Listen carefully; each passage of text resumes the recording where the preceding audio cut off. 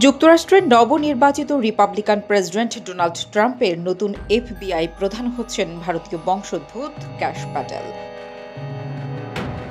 Trump জানিয়েছেন তিনি সাবেক জাতীয় নিরাপত্তা কর্মকর্তা ক্যাশোত্রমেদ কাশ প্যাটেলকে এফবিআই প্রধান হিসেবে নিয়োগ দিতে আগ্রহী।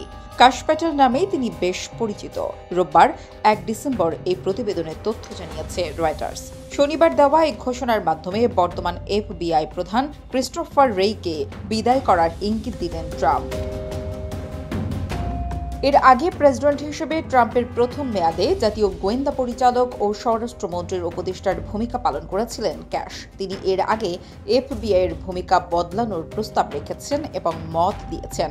রয়টার্স বলছে, এফবিআই এর বর্তমান পরিচালক রেইর চাকরির মেয়াদ 2027 সাল পর্যন্ত বহাল থাকলেও ধারণা করা হচ্ছে ট্রাম্প থেকে সরিয়ে দেবেন। এর আগে এমন হুমকি দিয়েছিলেন ট্রাম্প, যদিও ট্রাম্পই তাকে নিয়োগ দিয়েছিলেন।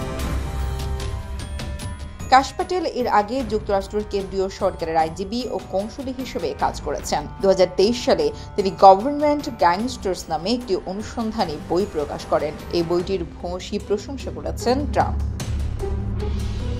কাশ 2002 সালে ইউনিভার্সিটি অব রিচমন্ড থেকে ইতিহাস ও আইনের ডিগ্রি নেন। 2 বছর পর ইউনিভার্সিটি কলেজ থেকে আন্তর্জাতিক আইন বিষয়ে সনদ নেন তিনি। আটলান্টিক রিপোর্টে বলা হয়েছে, কাশ প্যাটেল এমন একজন যিনি ট্রাম্পের জন্য সবকিছু করতে পারেন।